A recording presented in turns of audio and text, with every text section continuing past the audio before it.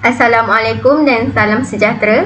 Saya Karina Erisha binti Khalid. Hari ini saya akan menjalankan sesi temu bual berkaitan tema generasi hijau masa depan lestari. Bersama saya ialah Puan, boleh perkenalkan diri? Saya Nurliza binti Osman. Terima kasih Puan kerana sudi meluangkan masa untuk sesi temu bual ini.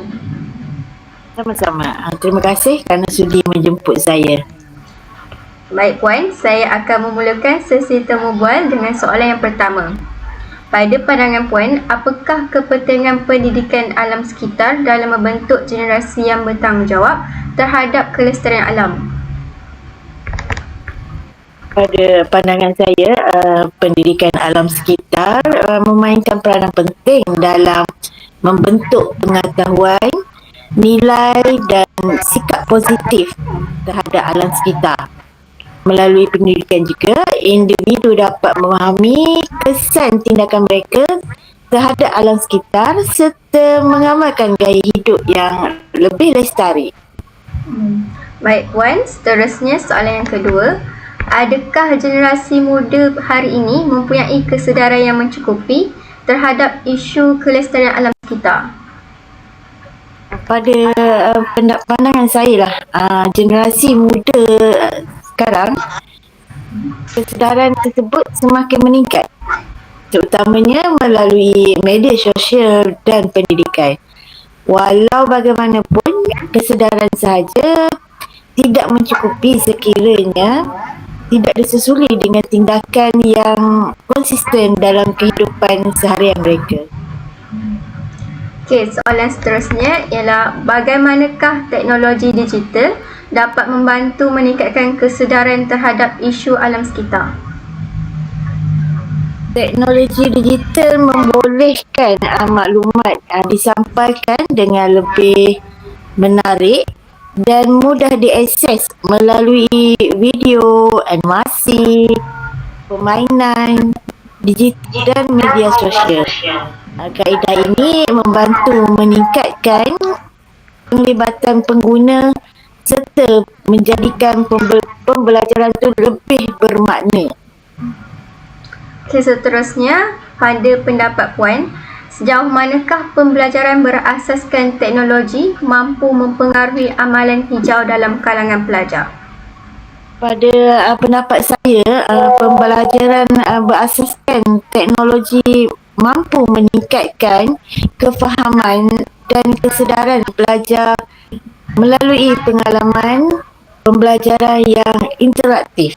Apabila pelajar terlibat secara aktif, mereka lebih mudah menghayati dan mengamalkan nilai kelestarian dalam kehidupan sebenar. Seterusnya, apakah cabaran utama dalam membudayakan amalan hijau dalam kalangan masyarakat? Dalam membudayakan amalan hijau, banyak cabarannya. Antaranya ialah sikap kurang kesedaran yang mendalam serta kebiasaan yang sukar diubah. Selain itu, terdapat juga individu yang kurang memahami kesan jangka panjang terhadap alam sekitar. Soalan yang keenam, apakah contoh amalan hijau yang boleh dipraktikkan oleh pelajar dan bakal guru? Contoh amalan hijau yang boleh dipraktikkan oleh pelajar dan bakal guru antaranya ialah mengurangkan penggunaan plastik sekali guna, mengitar semula bahan terpakai, menjimatkan penggunaan elektrik dan air serta memanfaatkan teknologi digital bagi mengurangkan penggunaan kertas. Seterusnya, pada pandangan Puan, apa peranan guru dalam menyokong agenda kelestarian alam sekitar?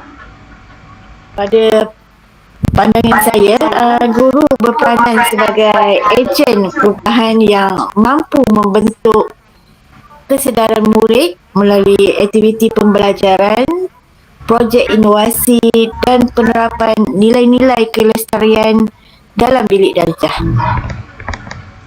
Seterusnya, bagaimanakah inovasi teknologi hijau dapat membantu mengurangkan kesan negatif terhadap alam sekitar? Teknologi hijau seperti panel solar, kenderaan elektrik dan pertanian pintar banyak membantu mengurangkan pencemaran serta penggunaan sumber secara lebih cekap dan lestari. Selain itu, mengapakah isu pembaziran makanan perlu diberi perhatian oleh masyarakat? Pembaziran makanan bukan sahaja menyebabkan kehilangan sumber, malah menyumbang kepada peningkatan sisa dan pelepasan gas rumah hijau yang memberi kesan kepada alam sekitar kita. Apakah mesej yang ingin Puan sampaikan kepada masyarakat mengenai kepentingan menjaga alam sekitar?